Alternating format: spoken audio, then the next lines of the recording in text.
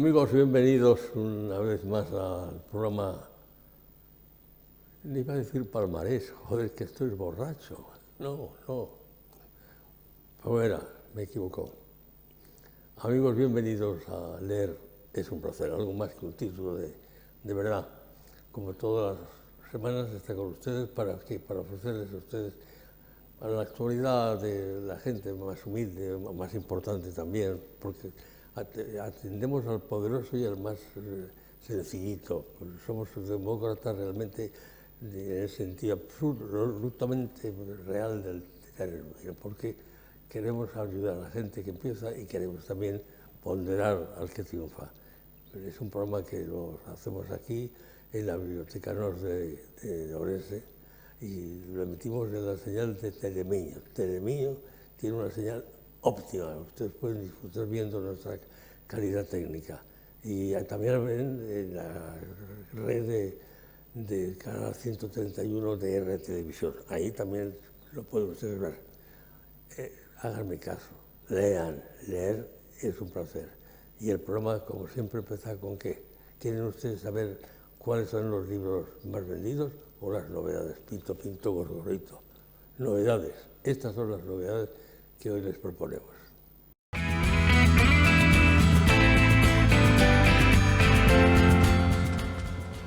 Pues en primer lugar, para presentar las novedades de esta semana, empezamos en Editorial Letras con La joven del pelo rojo.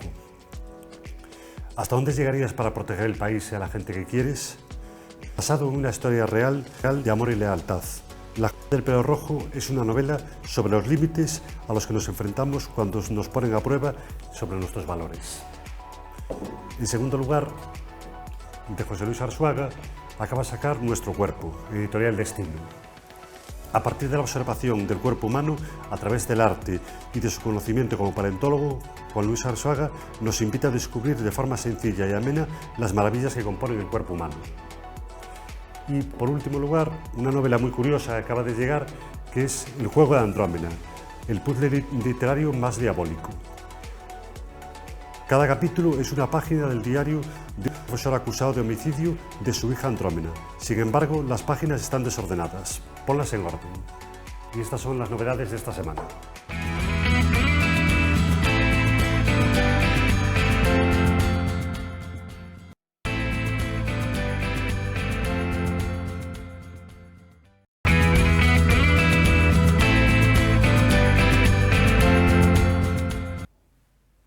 Bueno, pues los libros más vendidos de esta semana han sido de Fernando Aramburu, Hijos de la fábula. En segundo lugar, en el Editorial Destino, de Santiago Posteguillo, Roma soy. Y por último lugar, de Pérez Reverte, Revolución. Y estos han sido los libros más vendidos de esta semana.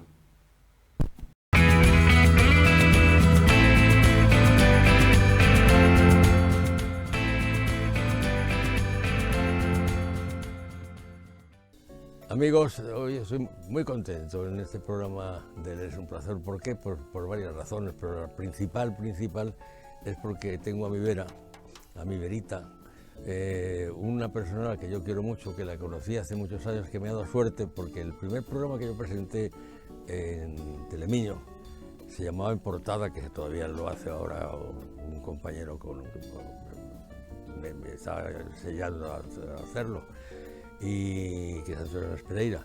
Y en aquel primer programa trabajaba un amigo que ya nos ve desde el cielo, que es César Ansias, una dama joven que no sé si los verá en algún sitio, que se llama Begoña Cádiz, y este señor que está aquí, ya no oye ustedes la voz en off, que es Marco Valerio Lama del Porral. Sí. Bienvenido al programa, gracias. Muchas gracias, Enrique. Estábamos hablando antes de empezar de su primer libro, de una cosa que leí que me regaló de la Fundación Camilo José Cela, que hablaba de la influencia romana en Orense. Efectivamente, sí. Muy interesante. Sí. Y ahora me ha asustado porque me ha dicho que ha estado no sé cuánto tiempo y que ha escrito no sé cuántos cientos de hojas, miles de hojas, 1600 o 1800. Y bueno, el niño, pues no sé si le van a hacer cesárea o saldrá esta semana o la que viene, pero ya está llorando. Y ya está llorando de alegría, como el padre. ¿Cómo se va a llamar este nuevo niño? Es una novela que se titula Con estas manos. Con estas manos. Sí, es una novela que empecé al muy poco tiempo de publicar mi tercera novela, que era El incubador, que salió en el año 2009, pues esta la empecé unos meses antes de que naciera la que es mi hija, que tiene ahora 12 años. Claro. Y claro, la empecé sin ser consciente de dónde me estaba metiendo realmente. Claro. Yo tenía la idea de hacer una historia, quería meterme en crear un personaje que fuese un criminal, un asesino auténtico, pero no un psicópata de teleserie, ni el típico asesino en serie que estamos acostumbrados a ver en la novela negra, sino un hombre que sintiese tal rabia, tal ira y tal desprecio. Un cabreado. Sí, que solo quisiese matar y matar indiscriminadamente, que le diese igual, porque los asesinos en serie normalmente pues siempre tienen un patrón, que es lo que les identifica como asesinos, y él no. Esta es una persona que lo único que quiere en la vida es destruir, matar, aniquilar, violar, saquear y hacer eso, y sin ningún tipo de arrepentimiento.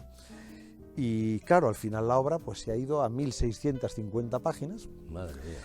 Y va a salir en 2 tomos de 600 y pico cada uno. Al final, con la maquetación, pues ha quedado 1200 páginas reales, ¿no? Creo que la semana que viene pensamos lanzarlo. El día ¿no? 7. El día 7 de octubre tenemos la presentación en el Salón Marcos Valcárcel, el Centro Cultural de la Diputación, al que están todos los orensanos que quieran acudir invitados a las 8:30 de la tarde, es un viernes. Entonces, bueno, creemos se va a proyectar allí pues el book trailer que ha hecho la editorial para presentar la obra. Hablará Carlos Rego, un reconocido músico y periodista musical de esta ciudad, y después hablaré yo. Y allí tendremos ya a la venta también esta primera mitad, porque en realidad es el volumen 1, que es Los años de acero, pero es la mitad de la novela solamente. La segunda mitad sale en diciembre, en un plazo de 2 meses, también hay que darle tiempo al lector a que lea. ¿Hay alguna relación del personaje que tú has creado con algún personaje más o menos conocido por ti? No. ¿O héroe cinematográfico? No. De hecho, he querido hacer una cosa que es contar una gran mentira, pero tan bien documentada que no se sepa muy bien si es verdad o podría ser incluso plausible que hubiese sucedido, ¿no? Todos los personajes que rodean a los 2 protagonistas de la obra son todos reales. El lector va a encontrar a Goering, a Himmler, a Kammler, Franz Stangl, el Lagerführer de Treblinka. Bueno, todos los grandes jerarcas nazis y personajes del régimen aparecen en la novela y tienen conversaciones, y él está ahí en el medio. Está el almirante Dönitz de los submarinos, está todos los grandes personajes del Reich. Es más, en el segundo tomo, en Las Vegas van a aparecer Frank Sinatra, Dean Martin, Billie Holiday, Sammy Davis Jr. Es decir, hay un montón de cameos de personajes reales que aparecen en la obra y con el cual el personaje principal interactúa. Pero el personaje principal es totalmente ficticio y bueno, surge de una premisa que, dicha así, es un poco surrealista, que es que el primer y único superhombre ario pues era un gallego de Vila de Cruces. Ahí va. Y entonces, ¿Pero eso es histórico? No, eso es es totalmente una ficción tuya. una ficción mía, ¿no? Pero Pues es posible. claro, la novela empieza, que es la sinopsis que trae en la solapa, es con un cartero que va a entregar un paquete, recibe un paquete que viene a nombre de una difunta. Pone el nombre de una mujer y pone cementerio de Vila de Cruces, nicho tal. Entonces, claro, el cartero se sorprende de que tenga que entregar un paquete en un cementerio. Y va al cementerio y ve que efectivamente existe esa lápida de esa señora. Le pregunta al cura de la parroquia, el cura de la parroquia le dice que era la mujer del maestro que había en el pueblo en los tiempos de la República. Pero que ya no queda familia, porque tenían un hijo, pero en aquellos tiempos pues los falangistas se llevaron al maestro y al hijo, y no los volvió a ver. Y entonces el cartero se queda con ese paquete que no tiene a quién entregar, y al abrirlo descubre que es una carta del hijo de esa señora que escribe en 1970 en el corredor de la muerte en Texas, la noche que lo van a ejecutar, contándole a su madre todo lo que ha sido su vida desde aquella noche en la que tenía 15 años y los falangistas se lo llevaron de allí. Que no lo mataron, por cierto. Claro. Y entonces ahí, eso ya es el principio de la novela. Entonces, la novela en realidad es toda esa carta que él escribe a su madre muerta contándole lo que ha sido su vida y cómo es posible que haya acabado en Estados Unidos en el corredor de la muerte a punto de ser ejecutado. Pues el tema es muy interesante. Sí, yo creo que ha quedado muy bien. Es un texto que he trabajado, ya te digo, durante 11 años, ¿no? O sea, En la parte final llevo una bibliografía muy extensa, en el final del segundo tomo, donde intento recopilar todos los ensayos que he tenido que leer y todos los textos sobre los que me han aportado los datos, porque date cuenta que la obra lleva 300 notas de pie de página, donde voy explicando todo, porque claro, a lo mejor está hablando, imagínate, un comandante de un submarino con un oficial de las SS, entonces yo explico los rangos, quién está, todo ese tipo de cosas técnicas. Es muy interesante, ¿eh? Creo que sí, que a la gente Sí, no, perdón. le va a dar la sensación de inmersión en esa época, Claro. No, cualquier persona que tenga... que es una cosa que falta, en mi opinión, mayoritariamente. El afán por saber cómo ha sido lo que ha pasado antes de vivir uno. Efectivamente. Lo anterior, y lo inmediatamente cuando eras pequeñito. Yo he nacido en el año 35. Pues claro, yo conozco bastante por circunstancias personales, pero el saber cómo era la España en que mis padres tuvieron el primer encuentro amoroso y me engendraron a mí, que debió ser el 6 de julio del 34, pues me gustaría saber cómo era, lo sé bastante, pero vamos, con más realidad, con un concepto más fidedigno.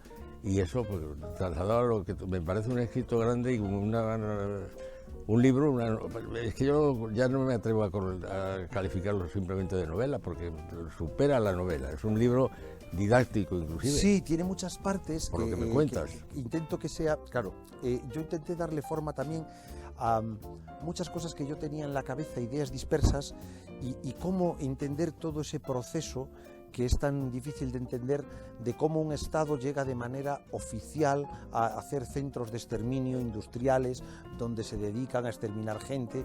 Entonces, eso durante una investigación de muchos años fui ordenando los diferentes datos, y en esta novela voy, como el protagonista va pasando por todo, vamos a ir a Stalingrado, de Stalingrado vamos a ir al gueto de Varsovia, vamos a estar con los Einsatzgruppen en Ucrania en las matanzas que había, después en las clínicas de reproducción. ¿Intervienes en algún momento en la geografía asiática? No. Vamos, luego de ahí el segundo tomo es toda en Sudamérica y Estados Unidos. Sí. Entonces, yo quería, digamos, y ahí hay mucha parte didáctica, en el sentido, o sea, didáctica para el que le interese, vamos, en el sentido de que se van a explicar muchísimas cosas que la gente tenemos en mente, por ejemplo, pues el uso del ciclón B en las cámaras de gas, ¿no? Que es así, ese ha sido muy famoso, pero muy poca gente sabe que en realidad, pues el ciclón B era un insecticida, que era el insecticida de gama más baja que había. Por ejemplo, había el A, el B, el C, el D, el E y el F. El F era el más potente. El F aniquilaba a un ser humano en 30 segundos aproximadamente. Pero se compraba el B porque el B era más barato. Entonces, que muera más despacio y que se jorobe. Claro, entonces la muerte era más agónica, era más lenta, pero cuando hablamos de comprar toneladas y toneladas que hacían falta, pues el Estado miraba la rentabilidad. Todos esos procesos que son tan llamativos se explican mediante los personajes que están hablando entre ellos y llegando a acuerdos y negociaciones y contratos y todos esos procesos. Pues seguro un éxito grande, ¿eh? Bueno, yo... el éxito lo tengo de estar aquí, de poder presentar la novela en mi ciudad, que es, nunca me ha fallado, siempre que hemos hecho una presentación aquí ha sido un acto muy grande. Esta vez hemos elegido el Marcos Valcárcel, que tiene pues mucho aforo y mucha capacidad. Y ¿qué día me has dicho que es? 7 de octubre, viernes 7 de octubre.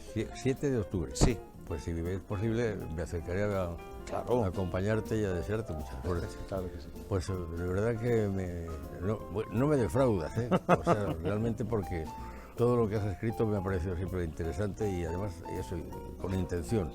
Sí, es lo bueno, escribir con intención. Pues ¿ya tienes previsto la tercera parte o no?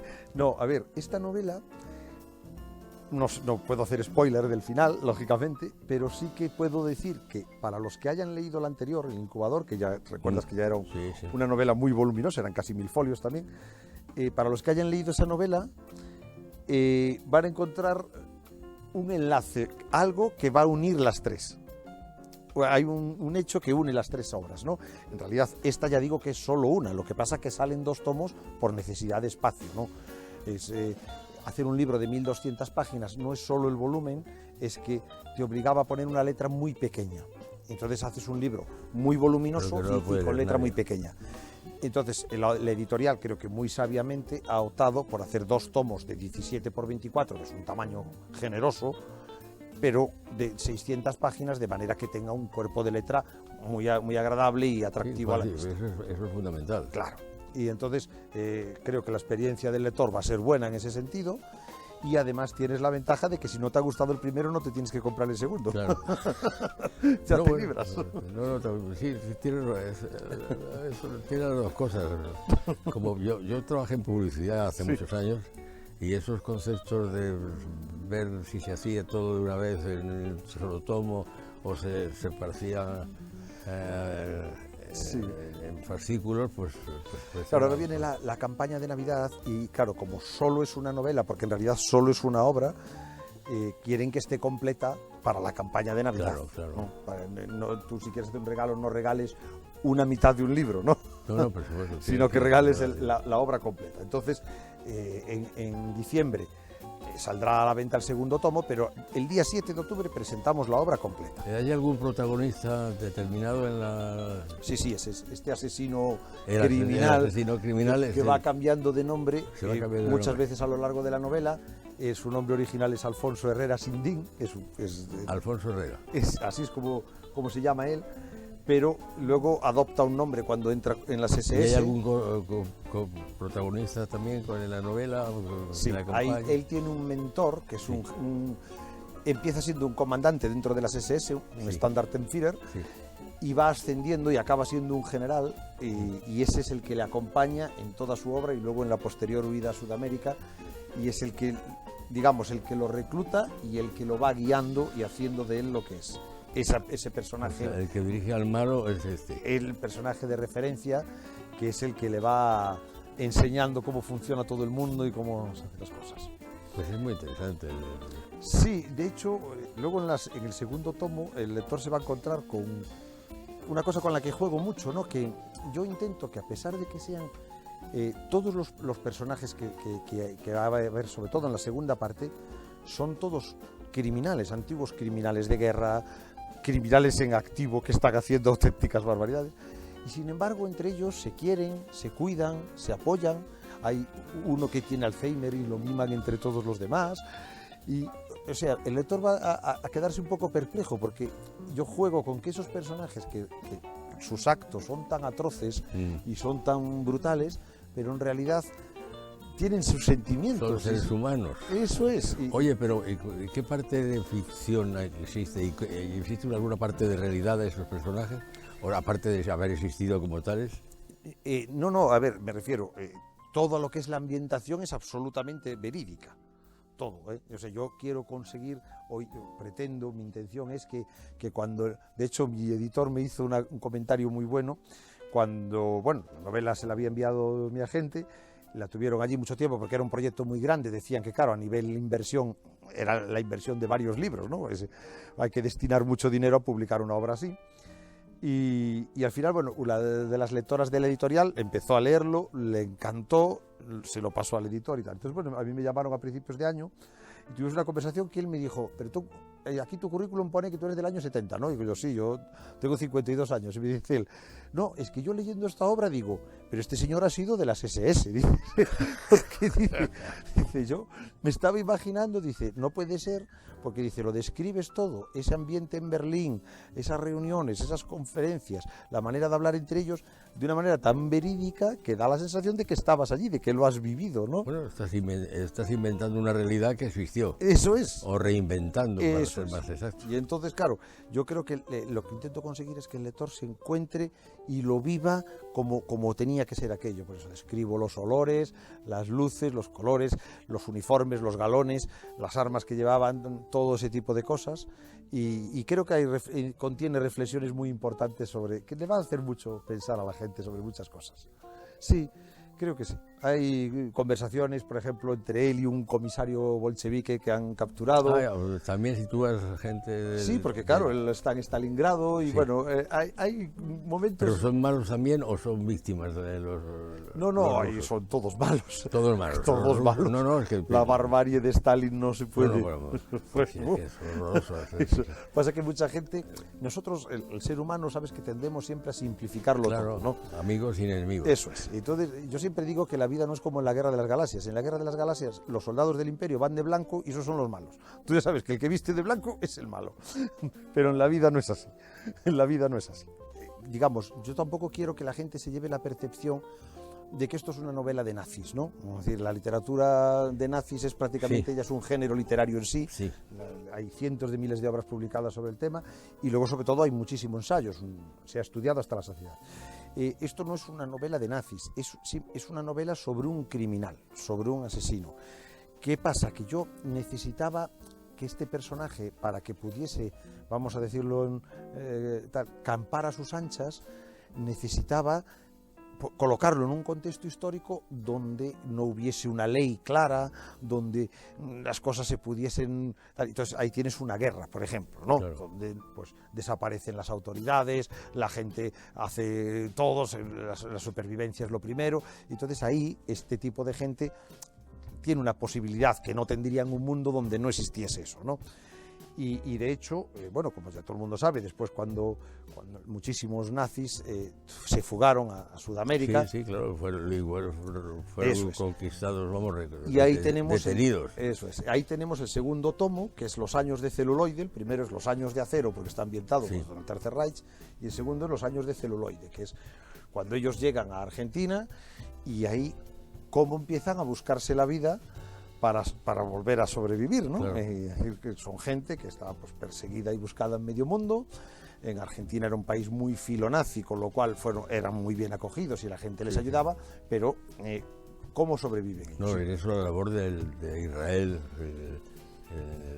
el seguir es ponerse el Mossad. perrito, sí. Que también aparece Pues en el también- segundo también tomo, aparece, sí, también aparece el Mossad. Eso es muy, hombre, esa labor es importantísima. Y entonces, bueno, pues ellos ahí empiezan a dedicarse, pues fíjate, a la pornografía, ruedan hasta una película snuff, o sea, y acaban dedicándose al narcotráfico, ¿no? O sea, es decir, es la historia de un criminal que va tocando todo lo peor que hay en la vida, uno detrás de otro, y buscándose la vida con eso, ¿no? Y entonces, bueno, yo creo que al final, por lo menos las tres personas que han leído el libro hasta el momento, me han dicho todos lo mismo, que dicen, ¿cómo has conseguido que le cojamos cariño a este animal? Claro. Dice, porque al final dice, que nos da pena, incluso en determinados momentos. ¿Muere al final de la novela? Bueno, al ¿O principio se sabe que él está escribiendo no desde lo el corredor de la muerte, no lo puedes decir. la noche que lo van a ejecutar. Eso es lo que se sabe. Bueno, pues ya, hemos cubierto el tiempo suficiente para tener el programa. Gracias por haber venido. Gracias a ti por llamarme. Enhorabuena porque estoy seguro que será un éxito, porque te conozco, sé cómo escribes y el tema es apasionante. No lo duden ustedes, pero no se queden en casa, ¿eh? Hay que comprar los libros, porque si no se quitan las ganas de escribir y hay libros y libros, hay libros que más vale que no se hubieran escrito. Todos los que escriben estas stars de la televisión, que de repente hacen una cosa que es rubbish, que dicen los británicos, mierda, hablando en castellano. Y luego después hay libros sí, como estos que nos está en este caso ofreciendo nuestro amigo, que ofrece un panorama muy interesante.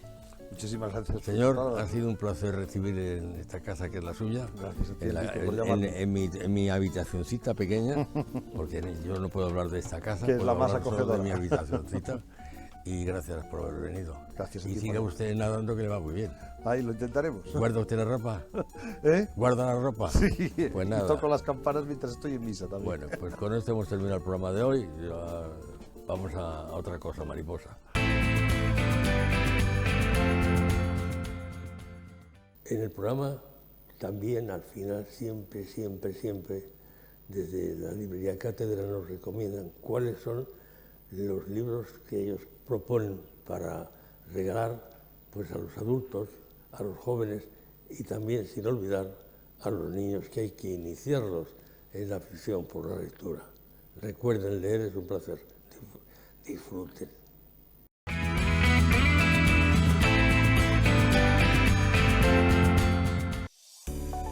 Bueno, esta semana vamos a recomendar para los más pequeños Bluey.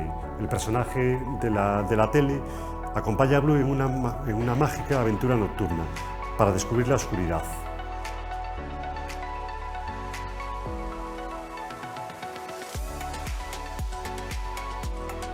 Y este es el libro que recomendamos este año para pequeñitos.